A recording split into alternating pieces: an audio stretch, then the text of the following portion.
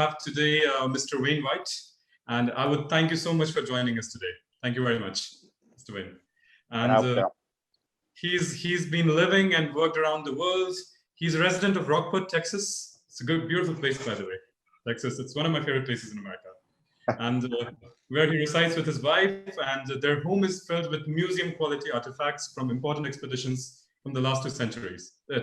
Yeah, perfect. So apart from that, he is the 3rd station manager to do 2 winters at the South Pole Station, and will now be the first in the station's 64-year history to manage the station for 3. He recently posted that he completed 3,000 miles of walking daily in Antarctica. So that's quite some adventure, Mr. White. I think so. Yeah, perfect. So I would now hand over the stage to you. It's all yours. We start with the first slide. That's your picture with the beautiful team at the South Pole. That's a good place to start. And let me start by saying namaste to all my friends in India. I've been to India. My wife and I have been to India a number of times. And yes, we have been. And been through Mumbai, been up through Delhi. Delhi, I've been over to Agra and all that. And I've been to Rajasthan a little bit. We love India.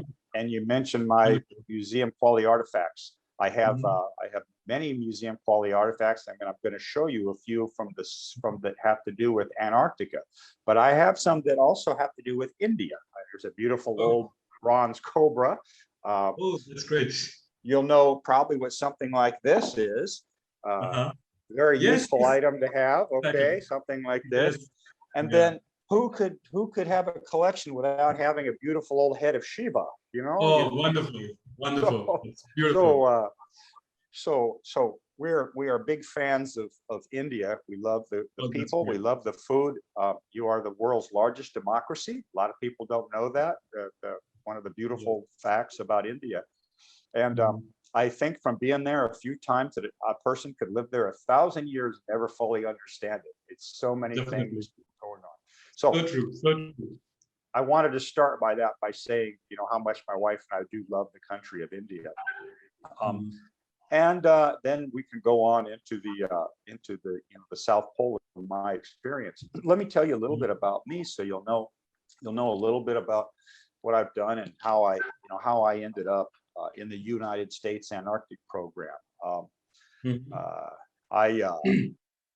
I was a Marine after high school, joined the U.S. Marines, or a military branch, spent a few years in there, and learned that I never wanted to be in a situation again where people would tell me what to do like that. So got out of the Marines, went to college. I went to Cal State University Fullerton, that's by Los Angeles. Got a degree in geography, a bachelor's degree in geography there. After that, later, I went to Tulane School of Public Health and Tropical Medicine and received a master's in public health. A big believer in public health and taking care of people and safety and things like that. So finished the degree. I then have done a lot of travels around the world.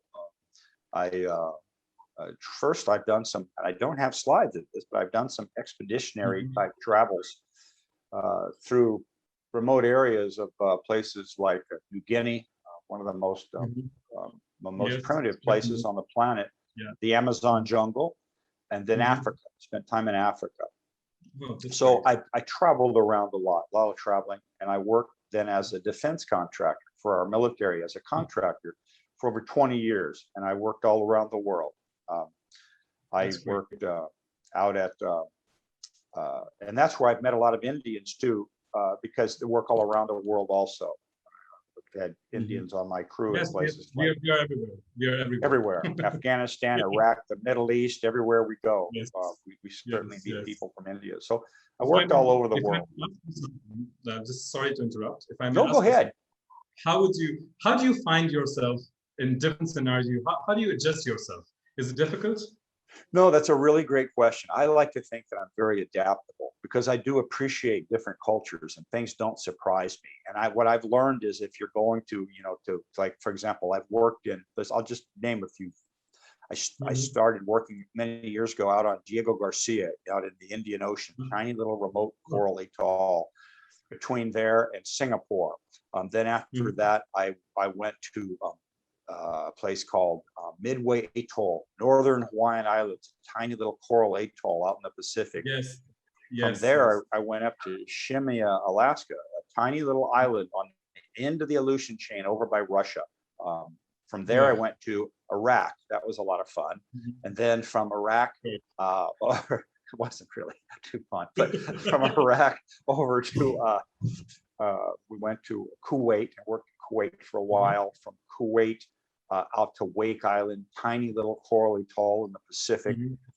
Then from Wake Island to Afghanistan, Saudi Arabia, then a place called Ascension Island, which is in the Southern Atlantic. But your question about that is, when I go to a new place, I try to immerse myself in the culture. If I go to India, I want to learn the culture. I want to know, how people eat, what they eat. I don't want to go to McDonald's and have a McDonald's burger in India. I want to have, I want to immerse myself and appreciate the culture. So that's something I do. So does that answer your question? Yes, perfectly. Great. I asked you because I have spent a good amount of time being in Russia as an Indian in Russia. And so it was quite difficult for me in the starting, but later on, when I immersed myself into the culture, I started speaking the language, I started eating their food, it kind of became more easier. So that is precisely why I asked you that question. That's a great question. How is Russian curry? Do they have it there? Everything is blunt for Indians. It's not spicy enough. That's what I would say. It wouldn't be spicy enough for you. I remember when I was in Afghanistan, I went to one of our small forward operating bases, and our staff there were Indian. And I remember one of our Indian fellows was so happy. He said, they're serving curry today, which they didn't do very often. He was so happy. Yes, but it's important. It's important to understand the culture, understand, where you are in the world, and appreciate people and appreciate history. And that's how I've ended up with the house that I have. The house that I have with all the, when you have something like this in here, this has a history to it. This, is old, and it has a history. You can feel it. There's an energy there. So I've created it with my house. And my house, by the way, I didn't show a slide of it. I should have. The house is 150 years old. And here in Texas, that would be considered old. But if I was in Delhi or something, it'd be new. It's all relative. Anyway, the point is, I traveled around a lot. I've got cats in here now, and I'm gonna have to every now and then. You stay where you are.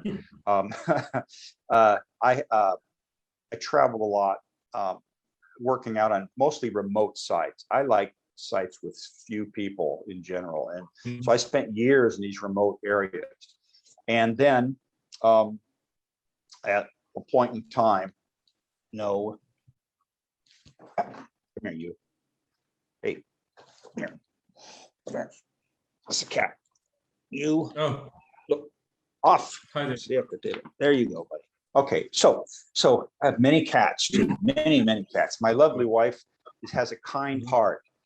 So the cats come, and then there's a new cat. So there's many. Anyway, so try to immerse myself in these cultures. But I was at Ascension Island, which is a beautiful little island in the South Atlantic. And while I was there, I saw the advertisement for a winter manager at the Amundsen-Scott South Pole Station. I was hired, and then I did my first year at the Amundsen-Scott Station. Then I came back for a second year, which in the 64 years of the Amundsen-Scott Station, every year is a whole new crew. Each year is a new crew. What you're seeing in front of you, you see the beautiful photo with the people standing outside. That is the 2017 or 2017, my first crew. 42 people are in that picture. Each person was handpicked. Each person was picked to do a job and spent a year at the South Pole. This is during the winter time, which I'll talk about a little bit. How rigorous is this procedure? This, It's this the selection process. It's rigorous because I know we're talking, we're talking about employment things and working and such. And yeah. when we hire people, it's really interesting what we do.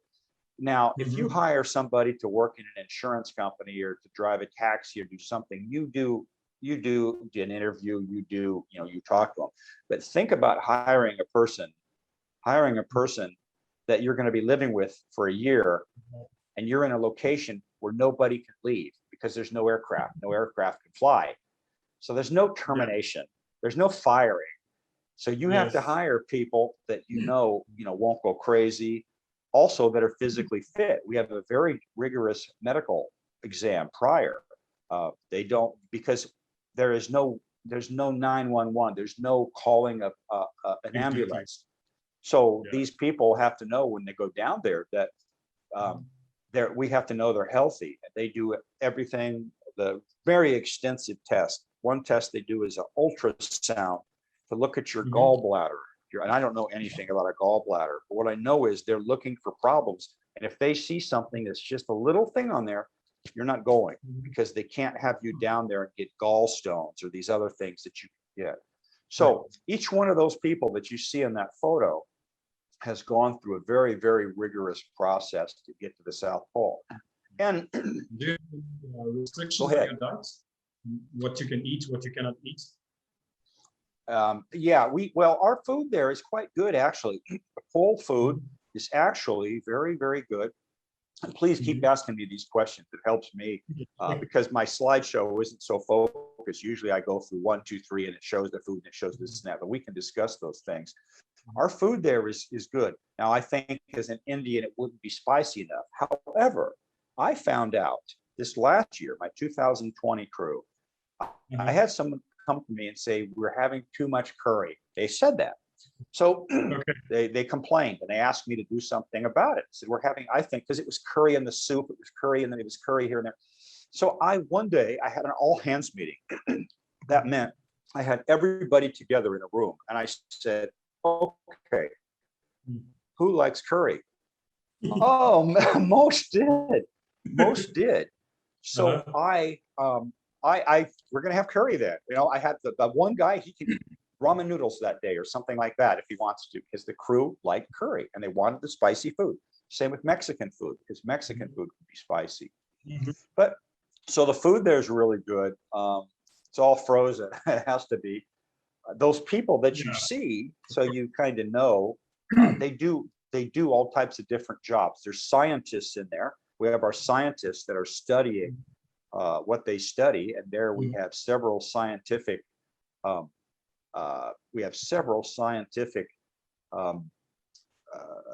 projects. A big one being the Ice Cube Laboratory, and that is an amazing thing. Imagine this. It's hard to imagine, probably hot in India. It's hot here right now, but at the South Pole, it's dark and cold. And the Ice Cube Project is a cubic kilometer of ice. Imagine down below the surface, a cubic kilometer, right? It goes down kilometer, out a kilometer, cubic kilometer, big square under the ice. These detectors are then drilled and put in holes and put down into the ice. It's like a big detector then under the ice for a cubic kilometer, 5,400 of these detectors, and they detect neutrinos. Now, I don't really know what a neutrino is. It's a particle, and you have some people on here that are smart, will probably know what a neutrino is, but they're important. Because I'm more of a maths and physics guy, so that's my daily living. Okay, so see, there you go. I knew there'd be a smart guy. I'm not.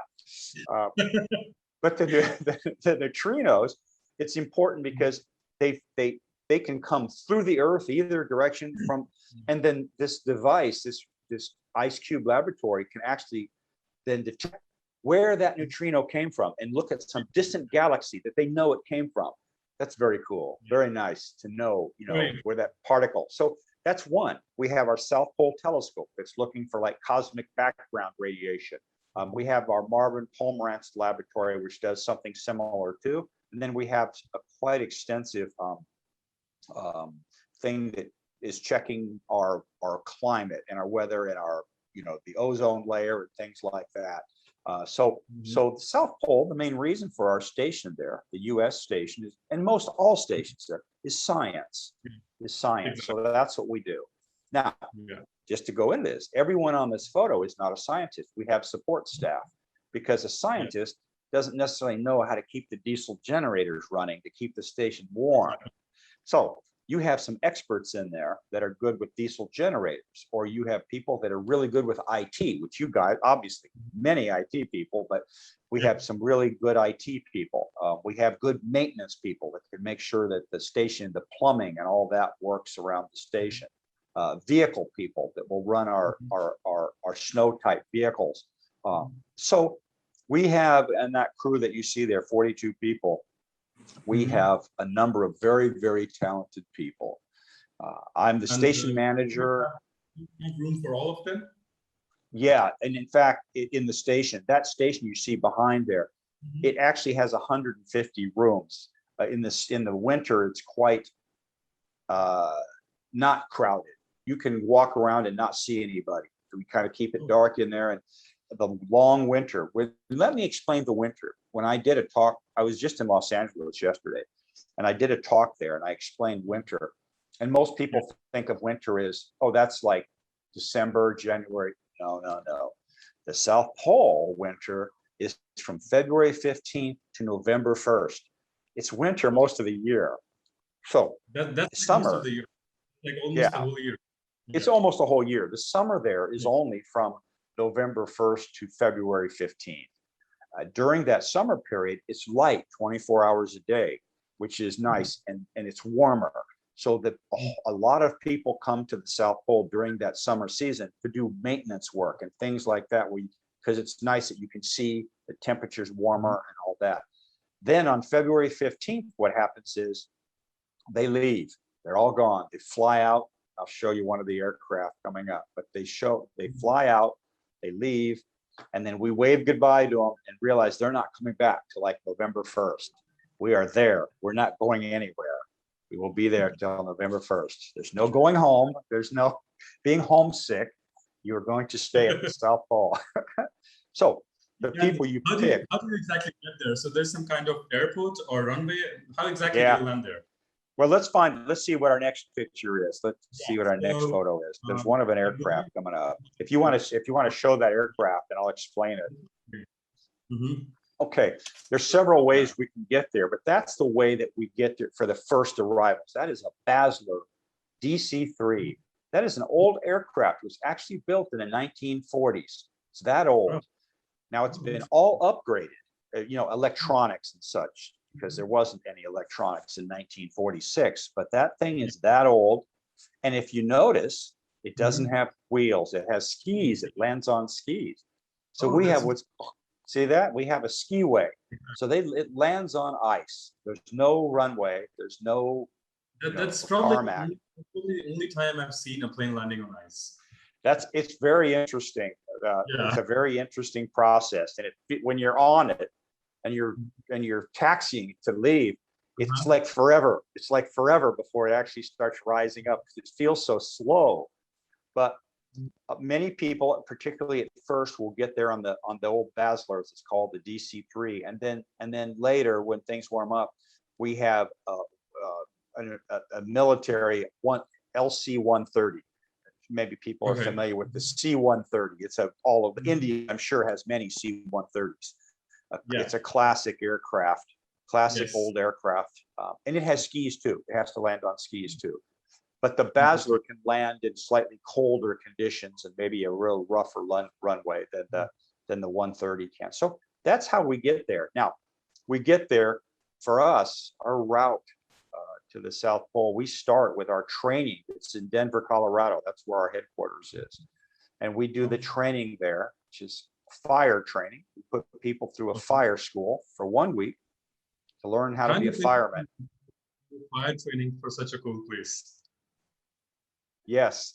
Well, the thing is, it's such a cool place, but if the station caught on fire, we would have a big problem because where would we go? So we take the emergencies very, very seriously. And so we have to, everybody that you saw in that group, has emergency response duties. And if we get a call that the fire system says there's a fire in the power plant, there's no fire department, it's us. So they put on the fire stuff, go down there, and we would put it out. That's what the crew has to do. So the United States Antarctic program was actually started in the 1950s, and it's basically a part of the our National Science Foundation, which does cool science all over the world. But that United States Antarctic program concentrates on that. It's been 10 years that I've been following National Science Foundation. Okay, really, you know all about it. Yes. It's a great organization. I loved working for them. I was a contractor. I worked for Leidos Incorporated at the time, because it's all contracted out now, private contractors. But our National Science Foundation is a beautiful organization, and I can't say enough good things about them and the type of things that they're responsible for, coordinating all the science that comes from all these universities and all these other, organizations that are studying what they study. So that's why we're at the South Pole.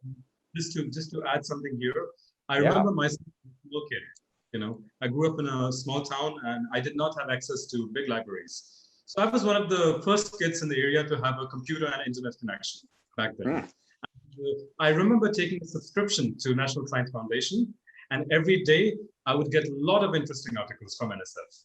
So that has been a part of my childhood, that I have known about the world, about what's going on through NSF growing up. So I think that's what I can say about them. Oh, well, that's wonderful. I'm glad that has the outreach, that people all over the world are able to do that, because it's the whole thing about science is to share it, to share the knowledge and information, particularly to a child.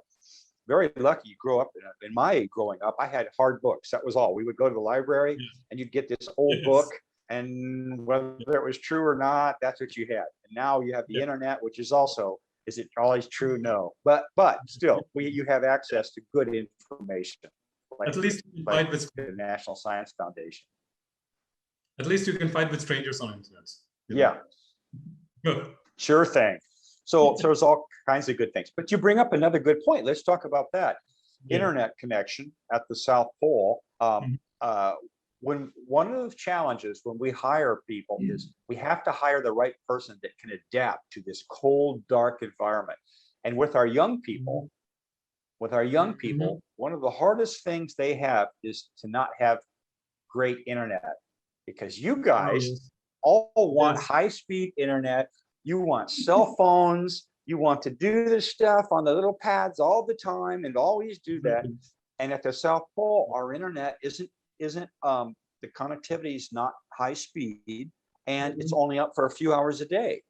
So the young guys, they have a harder time than our older guys who are still used to books and things. But now we have high-speed internet for things like our science. It's shooting data back to all the educational activity around the world. That's we've got great for that. But for us, wanting to get on eBay or getting on the website or reading the news or whatever, it's slow, and it's not 24 hours a day. But you learn to live with that. So, United States Antarctic.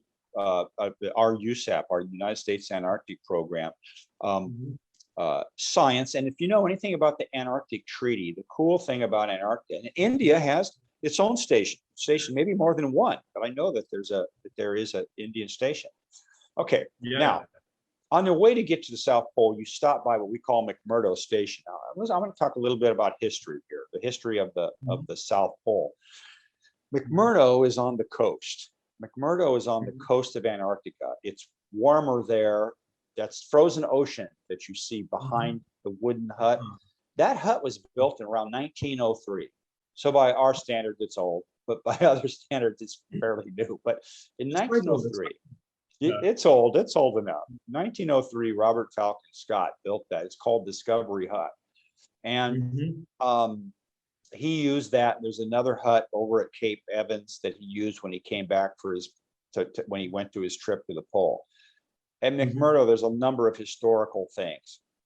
Now, I love history personally, and you mentioned it when I show my my Indian artifacts and things. My house is filled with this collection.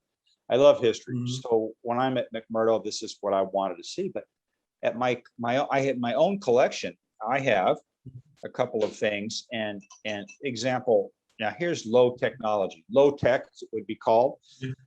This is a candle holder. It's a candle holder. See, you put the candle in here, and then you'd carry this, and it has a logo on it. The logo, you won't be able to see it, but the logo, the little blue logo that's on there, is actually from the Terra Nova. This was Scott's ship, so this is about 110, 20 years old. They would have had this on the ship and could have used a candle, or maybe used it in one of the huts or something like that. But it's an old Antarctic artifact from the British Antarctic expedition of 1911, where the British went to the South Pole. Great.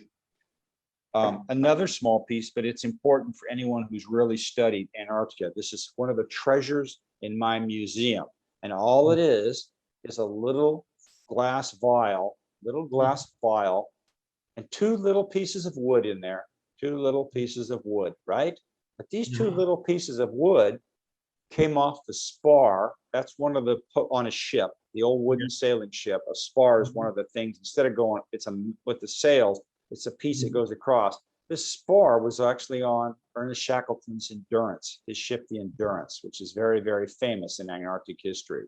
So these two little pieces of wood took the journey with Ernest Shackleton to the crushing of his ship, where the ice crushed the ship, into the lifeboats, all the way to Elephant Island, and then on to South Georgia Island for one of the most epic expeditions of all times. Ernest Shackleton did in around 1916. These two little pieces of wood are incredible little things, but they're part of my collection. Wonderful. History. Now, why do I have this? I love history. Just to get an idea, how many of these artifacts do you have? What's the number? I don't know, and I have artifacts from everywhere. I have my artifacts from Antarctica, the polar type things. I have one room with many African things. I have a whole wall, of Indian things, old Indian weapons, old Indian, because you have these beautiful edged weapons. The knives and things are beautiful, the old antiques. Old lithographs of battle scenes where the Sikhs were fighting and doing this, and it was these beautiful things. I actually have a picture of Nehru, signed photo of Nehru on the wall. And then a picture of Lord Curzon, who was one of those viceroys around the turn of the century. Curzon up there. So I have an Indian wall, along with a very nice large bronze Ganesha. The Ganesh, I have that in my house. A beautiful one, beautiful old one. And then other walls are things like Afghanistan,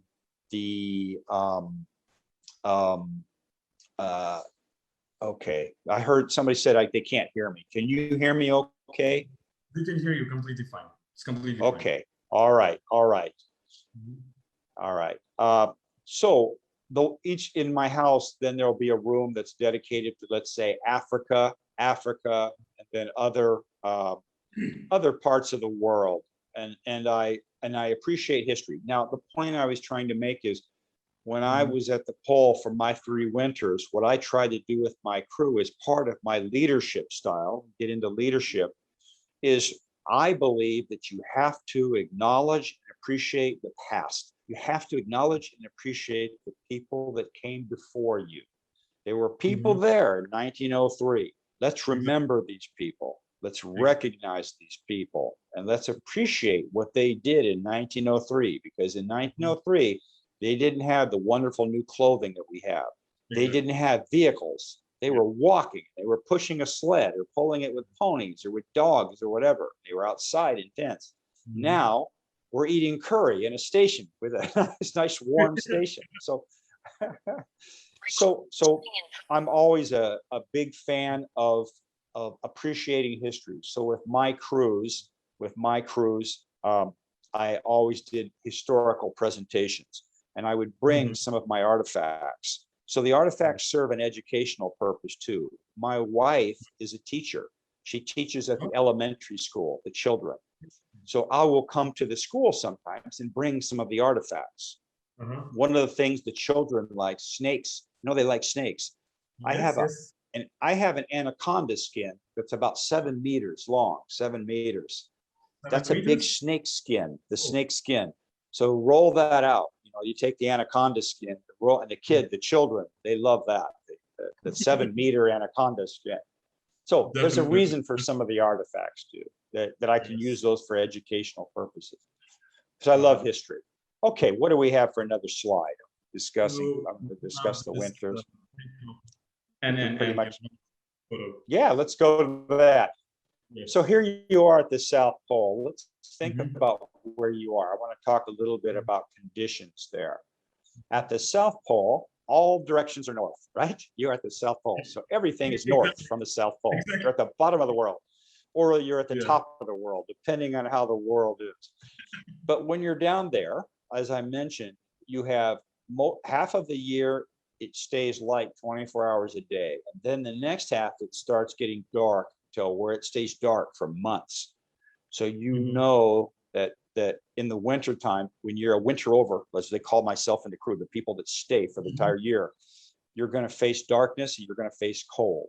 Now I have to, I meant to do some conversions, but you can easily do them because I know the temperatures in Fahrenheit better. But in the summertime, it's relatively warmer, with the average temperature being around minus 20 F, which I don't know what that is C, but so minus 20 F. I think that's like about negative 30 degrees Celsius. Okay. I think so. And then in the winter, the average temperature is minus 76 F, which is there's a I think negative 60. I think that's negative 60 degrees. Yeah, you're right. It's funny with how the F and the C does. I think they're the same. It's either at 20 or minus 40. They're actually the same. But the point is, it's very, very cold in the winter time. When you do February through November. How do you manage negative 60? I'll tell you what, I'll actually show you a slide or two, shows how I did it. Well, basically, you know, in the station, we keep it fairly warm, but outside it's cold. And we do training ahead of time on how to not kill yourself out there, and how, you know, how to be careful, and how to travel in the darkness with a headlamp on, how you do that. We do training on that, and we wear the proper clothing. You have to wear the proper clothing, and you have to know how to wear the proper clothing. Exactly. If you don't cover your face completely, and I'll show you a slide of that. Let's see. What's our next slide? It doesn't matter. I can talk about it. We'll get to the clothing. Is that the one? Why don't we go to the clothing? Yeah, different clothing. Okay. So maybe this one. This is my let's go here first. Okay. Yeah, go back. This one will be first. We're talking about the clothing there. This is military It's old military. It's called extreme cold weather gear. The trousers, the pants are nylon. The jacket we're on top is nylon. You see the gloves, you see my boots, and you see on the jacket itself are the headlamp. The headlamp, which I carried 2 headlamps, a headlamp and a spare, and then there's 2 compasses. I carried 2 compasses to be able to get back to the station. If it's a whiteout thing, I could get back. There's no maps for you there. There's no navigation. There's no navigation. I don't use GPS. It was all stars. If I'm out in the darkness, stars. If I could see the lights of the station, I could see the lights of the station. But I walked a lot, so this was the clothing that I liked. Do you have any danger of wild animals? No, that's a great question. It really is. At the South Pole, there's nothing. Everything's dead. At the North Pole, you'd have polar bears, for example. Let me just tell you about the experience I had. So the lowest I went was negative 45 degrees Celsius. So not negative 60, but negative 45. And that was somewhere close to North Pole. There was a small town called Murmansk in Russia. And when we were taking walk, we went precisely for seeing the northern lights. And when we were taking walks, there was always a danger of wild dogs, specifically wild dogs in the night. Right? So we have to be really careful with our torches, with our equipments, so that not to be attacked by these kind of wild dogs. Oh, that's a very, very good point. Yeah. Up in the north, you do have that. You have the wild duck, you have the wolves, Yeah. and then you have very far north, you have the polar bears. And those Yeah. animals are all very dangerous animals. In the Yes. south, it's nothing there. When we get out on the pole, which I should have had a map, but everybody realizes the South Pole, the bottom of the planet, Antarctica, the big ice sheet. Antarctica is known, it's a big continent. It's ice, 2 miles of ice at the South Pole. 2 miles, or it would be, how many kilometers? 3.2 kilometers of ice. Like 3.5.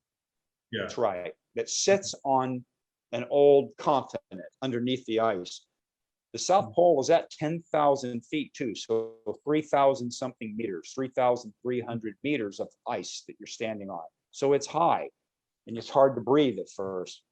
And then it's cold. So to protect yourself, you'll wear this type of clothing, particularly in the winter. Now let's go to this slide. There's another clothing slide that shows kind of a canvas suit. Because that's this one. Yeah, I'll show you that one. Yeah. That is a more traditional type of a clothing that's old. Instead of the new nylon, the new type of things to insulate you from the cold. That's a old wool sweater, old burlap type of canvas type of an anorak. It's called an anorak, the jacket that you wear over yourself. Wool caps, mostly wool, all natural fibers. The boots that you see, those beautiful boots, those are moose hide. Moose. There's no moose, I don't think, in India, but you know what a moose is. A moose is the big animal that you'd find in Alaska. It'd have the big antlers. Yeah. They're moose hide boots. And I wore those things all the way down to -70, -73 or something like that. So, but that outfit there would work to about -60 F, which is whatever that would be. It would work to that. Yeah. And then after that, it would be too cold for that. So let's find the wolf skins, the fur. Let's go to the fur, and I'll explain, because that goes with your story. The fur, the wolf looks like a wolf. Yes. Yes. And I'll explain what that's all about. And there you go. Now you had a very interesting story about up north with the wild dogs because you were in Russia. I had this made in Russia. This was actually handmade in Russia. These are Siberian wolves. Siberian wolves, which are quite dangerous. In Russia, we have people on the planet that don't like things made of fur. Terrible. Well, there's many wolves. There are many wolves, and I'm more concerned about children being eaten by a wolf than I am the wolf. The wolf is a beautiful animal, but I'm more concerned about the children going to school that have to face wolves. So we have plenty of wolves. So this was a wolf skin anorak. This goes back to what's called Inuit design. These are native peoples from the north that would live in northern Alaska, northern Canada, northern, the northern part of the world. They know how to survive the cold. They don't need Gore-Tex. They don't need the latest insulation. They've known for 1,000 years how to deal with the cold. Exactly. And this anorak that I had made in Russia, I wore that. Now there's another photo of me wearing it, I believe, here, but I've worn that in -73. I walked about 11 kilometers, 12 kilometers in that at -73 C. So do you not sweaty inside? You can sweat inside. In fact, one day in that day I was walking, I started off at a run, kind of running a little bit at first, -73, and I'm starting to get hot. So exactly. So the wolves are very warm, but I would wear that on the coldest days. And I think there's a photo somewhere. There's a photo of me wearing that. Let's see if I think I gave you that photo. Maybe I'll explain it. Let's go to a photo. Is there a photo of me out walking where my face is frozen? That's not here. I think we don't have the collection. Okay, I thought I had that, but no worries. So that's all right. Actually, So We why can don't we sh- go to? Yeah, go ahead. Yeah. Yes, let me just explain it. This is working out real well. This is just fine. See, we were asking about food, the food and things Yeah. that we have. And we have mostly frozen food, but there is a hydroponic greenhouse where we would Okay. grow our own food. Now, you couldn't grow a lot, but you could grow. They were actually growing for spices, the chilies and things. Okay. They were doing spices. They do like a lettuce and things for salad. We do have, I know India has many vegetarians. We have people that are vegetarians, and they you know, nothing like having some fresh vegetables like tomatoes. We had little tomatoes, we had cucumbers, not very many, but all hydroponically grown, meaning no soil, no dirt, but a water solution. And so this is our greenhouse, and the crew very much like having it. I see some kind of wires originating from the plants. You know, what are those? Some I'm kind not of wires sure that there is that hydroponic stuff. We have a solution. Oh, I got a cat problem. Ginger, off. So we go. All right. We have a solution of things, and there's also gaseous. What is it? Carbon dioxide, CO2, I think it is, that we we bubble it into the solution. They do something, and that helps with the growth process. It might be that. I'm not really, I have to admit, the greenhouse, to me, I didn't really care. Well, I had crew members who took care of it for us, and I supported them 100%, but I never got involved with it. I'm not, as we say in the United States, I don't have a green thumb. Green thumb means someone who's really good with plants. I'm not. Yes. So, but the crew members really enjoy it. And in fact, we have crew members who, this photo just shows a little bit of the greenhouse. There's actually a couch in there to sit, and people would come in there and like to sit, and it's warm, and they would breathe the air from the plants and things. And that's how some people, and they'd read a book. They might read a book or something. So they would.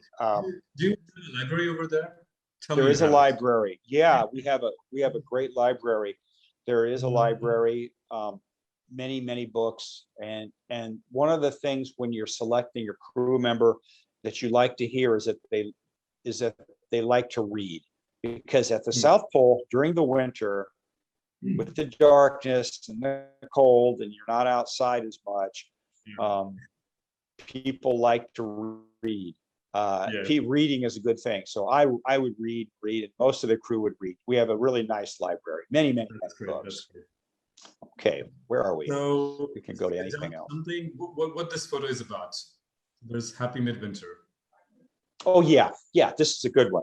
Okay, actually, on June 21st is midwinter. That would be, it's the, what do they call it? The solstice or something. Now, here we are in the northern hemisphere. So when it's June 21st, we are in the warmest time of the year. It's hot here in Texas, hot in India, but at the South Pole, that's the coldest time, cold and darkness. So one of the biggest holidays that is observed at the South Pole is Midwinter Day, June 21st. On that day, we have a celebration where we cook a beautiful dinner that the crew comes to. It's a formal dinner, formal for all of us. Some people dress up, they'll wear suits and things, they dress up. And we make a greeting card. And that greeting card goes to all other Antarctic stations. So we actually got one from the Indian station. We would get one, and then we would send one to them, and then they would send to the Russian stations, and all of us celebrated midwinter together. So that card shows some of my crew, me wearing the wolf skins. I didn't think of doing that. They wanted me to do that up in the left-hand corner. And then what you'll see down below here is the National Science Foundation logo in the bottom left. And then in the bottom right is the U.S. Antarctic Program logo too. And then that goes to all Antarctic stations, and we all celebrate together. That's what that's about. Big celebration, big holiday, midwinter, June 21st. Okay. Dark and cold. Come down to the yeah. Now you saw those northern lights. You saw the aurora borealis. Okay, Yeah. these are the southern lights, the aurora australis. I will say this: this photo is a little enhanced in that the camera, captures light you might not see. That's a very, you can see. You see a couple things here though, but it does get bright. The aurora, and you've seen the northern lights from Murmansk and up north, and you get south enough, you will see the southern lights. These green, they're caused by some type of electric magnetic thing along with the Earth at the poles and what happens there. I'm not an expert on that. I just know that if you get a very, very bright aurora, you can see outside in the dark. It's like the same thing with having a full moon. And I used to use that when I was out walking. It helped me for navigation if I could see. But this is also a slide shows a couple of very interesting things. What you're seeing in the bottom right, that is our Marvin Pomerantz Observatory. And then all the way toward the end, right in the middle, is the South Pole Telescope, which is like a 3-meter telescope, not optical telescope, not a lens, but electronic type telescope, aiming at the stars. Possibly. Yeah. So and that's what they're doing. They're out there, and what you're seeing is the red lights. Now that's enhanced. There's the camera is capturing a lot of light. It wouldn't look that bright, the red lights, but the red lights are because they have less impact on the observing, and so everything outside has to be a red light in winter, not white light, because it will affect the telescopes and the aurora cameras that we have. That's a beautiful photo, isn't it? All right, where are we now? I just wanted to ask one question here. So, sure. So back in North, we have this kind of superstition, or maybe you kind of call it a ritual. So I remember being there for a week, and I had a lot of Chinese people, specifically Chinese women, who came when they were expecting a baby to be under the North. Really? So do you have such kind of superstition or ritual back in the South Pole? Well, that's a really good question, because here's the thing, because people haven't been to the South Pole. There's no indigenous type tribal people. There's no Inuit, there's no Eskimos, there's nothing like that. So we don't have, there hasn't been those type of superstitions, but modern day, what we do have similar is the people that believe in the UFO phenomenon, the alien aircraft, and all these things that they think are happening down there. And I get questions all the time. Did I see people from outer space? Did I see Martians or whatever did I see? And I can tell everyone, no, I did not see people from outer space. It's quite possible. Maybe you did, but they forced you not to say it to anyone. That could be too, like Men in Black or something, and they erased my memory, or so who knows? But it is, a lot of people that are into science fiction and such, they do have what we would call an urban legend, that there are secret things going on down there, that secret things and unidentified flying objects beneath the ice. And then when you see the old science fiction movies like The Thing, The Thing is a classic sci-fi movie. Yes. We watched The Thing at the South Pole. The first day, when the station closes, one of the rituals, this is a ritual, modern ritual. We all go in the gym. In our gymnasium, we have it set up like a movie theater, and we watch all 3 versions of The Thing, the movie The Thing, to prepare the crew for the alien encounter during the winter, which fortunately we do not have. All right. Do you happen to watch Star Trek by any chance? It's a classic sci-fi. Yeah. Absolutely. And what you will find is, because we have the scientists, and then we have most of the people that are on the crew are interested in science. So we show a lot of science fiction, a lot of Star Trek, a lot of. I'm a big fan of Star Trek series. I've watched every single episode, whatever it has to offer, everything. Well, you'd be fine down there, because we would have a weekly get-togethers in our movie rooms, and sci-fi was always the number one. It's what people wanted to see, sci-fi. So we would watch the Star Trek series. We would watch there's a new one called The Expanse. I don't know if you've seen that, if that's out. The Expanse. We watch that.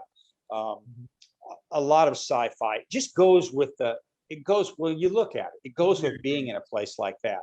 Because what it's like, and I tell people, it's like being on a ship, but it's like being on a spaceship when you're in our station, especially when we close the windows, we block it off to not let the light out, and you're enclosed in this space. It's like a spacecraft, and it feels like that. So watching sci-fi is more kind of sets up the mood, you know. It does versus a sunny day in South Texas. Watching Star Trek is not the same than a dark, cold night at the South Pole with the aurora and the stars above you and the ice, where you feel like you're on an alien planet.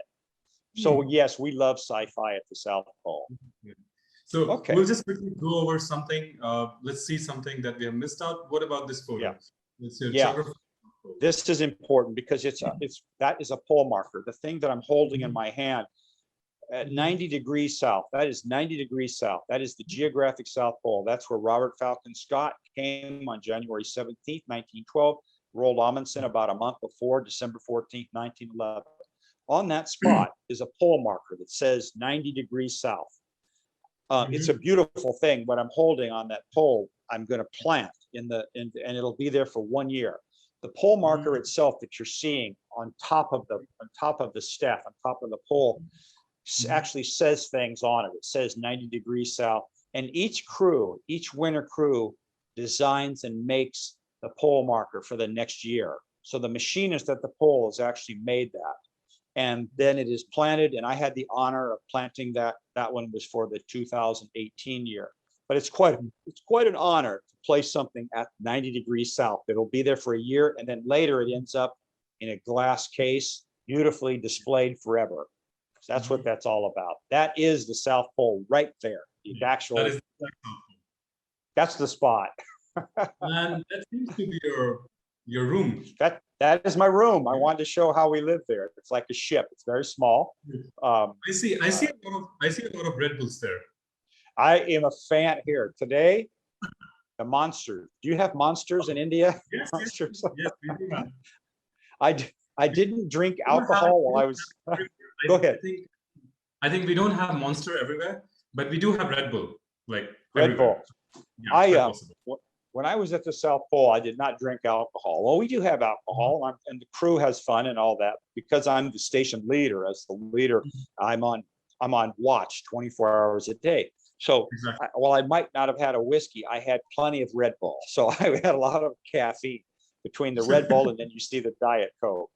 But the rooms are small but nice, and I would have I had enough to have like maybe one Red Bull a day. Then I ran out after a while. I ran out, but it was nice to have. That's great. That's my room. Wonderful. So Wayne, why don't we take some questions from the audience? Yes, let's do it. And okay, so I will just read the questions to you, right? Perfect. So there is a question. So this person asks, what is the most economical way to visit South Pole? Oh gosh, that is such a good question and such a not good answer I'm going to give, because because unfortunately for United States citizens, the most economical is to work there. But the U.S. Antarctic program is a U.S. Antarctic program. We have tourists at the South Pole. We have tourists that come in the summer. However, they fly to the South Pole in one of those Basler aircraft that I showed. They spend about 2 hours there and fly out, and they spend around $50,000 US to do that.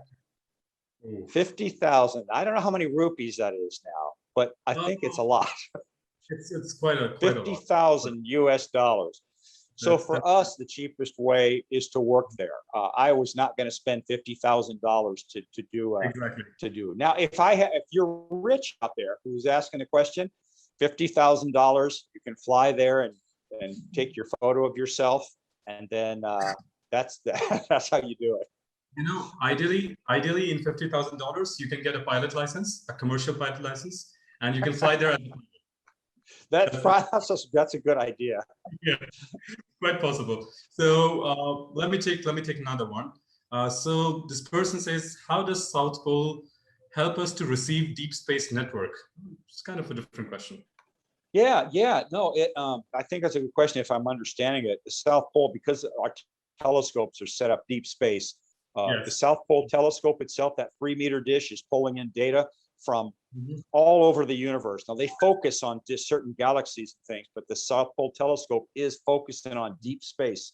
And Mhm. what they're working on, the big thing is what they call the Big Bang. They're trying Mhm. to work at the origin of the Big Bang, and something that you smart guys, you physicists will know, called inflation, cosmic inflation. Yes. They're doing some experiments to prove or whatever about cosmic inflation.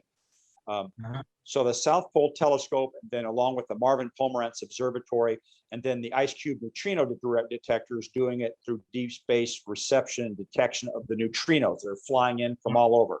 So we are at the South Pole, we're hooked up to the distant galaxies. Wonderful, wonderful. And since we spoke so much about science, I would kind of ask a very different question over here. That's my personal questions. Do you have places of religious beliefs over there? Do you have churches, or maybe do you have places where people can pray, for example? That's a great question, because we have all types. We have all types on our cruise, and I imagine we've had Hindus in the past. Yeah. Mhm. We've certainly had Christians. We've had Jehovah Witnesses. We've had Mormons. I'm sure I know we had at least one Muslim. And what we do is the United States Antarctic Program is a secular organization, meaning Exactly. they don't get into religious stuff. However, everyone has their beliefs, and we have certain places and certain rooms where people would get together, and they might have a Bible study or something like that. And as a crew leader, I always embrace that. People want to get together, and do something like that. I thought it was wonderful. It was a wonderful thing that people could experience their religion down there at the South Pole. That's wonderful. So I will pick up the next question, and that's actually from the Facebook Live. It's not from the Zoom meeting. So the question is that, have you ever had to face tragedies in your time as the station leader? Whoever asked that question, that is an excellent question, because so many things I've left off today. There's a million things I could talk. I've written a book that's coming out called Cold. It comes out in the spring. Yeah. Anyway, we have faced tragedies. People have died at the South Pole. I haven't had that on my cruise, but it's happened. But what happens, and did happen in 2020 with the COVID virus, which I know India has had a hard time with, and the US has too. When we started the season in February and they left and flew away in the aircraft, all of a sudden we had problems. We had people sick back in the United States. We had crew members that had infected family members. We had people that died that were off ice. Many tragedies like that. In 2020 was a very difficult year. And as the station leader, I spent a lot of time talking to the crew members that wanted to come in and talk about the problems that they were having. Because I tell you, there's nothing worse than being in a place where you can't leave, you can't get out, and you've got a family member that's sick. You have a family member that's died. We have faced tragedy at the pole. There's no doubt about that. Good. Because, whenever it comes to tragedies, I always remember Captain Jean-Luc Picard from Star Trek. Yeah. His prime focus was to keep the morale of the crew, that people are doing. He used to talk to everyone. So do you face situations like that, something like Jean-Luc Picard, where you're forced to talk to everybody? That is such a good question, and it's such a good analogy, because I'm the captain of a ship too. He's got the Starship, but I had the South Pole Station, and I in my book talk about that. I'm the captain of a ship, and as the captain of a ship, the number one most important thing is that crew, the safety of the crew, the health and welfare of that crew, and then the safety and the welfare of that beautiful station that we had, our station, our ship.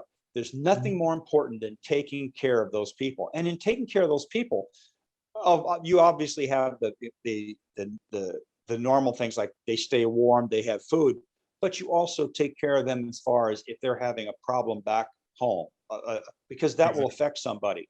They might have a pet, a cat or a dog that's ill or dies or something. That's a big deal in their life. If it's a big deal in their life, it's a big deal in my life. And as the captain of a ship, there's nothing more important than the care and the health and the safety of that crew. So you're like the big daddy over there, the big father to everyone. You should be. And there's different ways to do it. In 64 years, there's been different ways of being a leader. Some have thought they were going to be friends with everybody and just be everybody's buddy and all that. That usually doesn't work. With me, my leadership style is I stay back a little bit. I'd rather be more like a figure of respect, not I'm drunk with the crew drinking, none of that stuff. It doesn't happen. I want that. I want to keep the respect of the crew, which means I have to lead a very exemplary life, which my life was mostly doing things like being outside. Yeah. That's precisely why I mentioned Captain John Picard. Because you happen to follow his style, I believe. Well, that's a really good analogy, and no one's done that. That you have to stay quite pure as a leader. You can't be, you have to. And to do that, it means to me being alone. I was alone a lot because you have to maintain that as a captain, and it's for their good, not mine. I don't need the ego. My ego doesn't need to be the big guy. I don't care about that. But I know that if they respect me, it'll be better for them. And the crew morale will be higher. So I learned, particularly over doing 3 winters there, which no one's done in my position. People have done many more winters, but not as the leader. Most people don't ever want to come back. It's that difficult. You're very alone. But I loved it. I loved my cruise. So I guess, Mr. Wayne, that's all the questions I have from the audience. And in conclusion, I would like to thank you again for joining us. It's been an absolute pleasure. It's fun to know about the things that you do. We will not experience in our lifetime. I hope I do. I can only imagine. But if I ever do, it will be because of people like you. And I'm sure our audience has learned from you. We've been immensely inspired by you. And I know it's morning in Texas. It's 8 a.m. when you joined us. So the first thing in the morning you do is join us. We couldn't be more humbled. Thank you so much. Well, you're very welcome. And I just am so thrilled to be here today and be with you people. I have a special place in my heart for your country. And this is a great honor to do this today. So thank you for the opportunity. Thank you so much. And if there are more questions from the audience, I will personally message you. Maybe you can get back to it. And I will share you what are the feedbacks from the audience, how did they feel. So, because we had a lot of people joining us from across India over here who are not here, they're on the Facebook call, who are not on Facebook, they're on YouTube. So it's being transmitted across. I'm sure people across our country would have been inspired by you. Well, I'm so happy to be here today. And anything I can do with follow-up questions or doing something again in the future, I'm for. So, Mr. White, as a personal favor, I would want an invitation from you to come to your house in Texas. Okay. This is me asking you. Have it. You have it. Perfect. Yes, you have it. Perfect.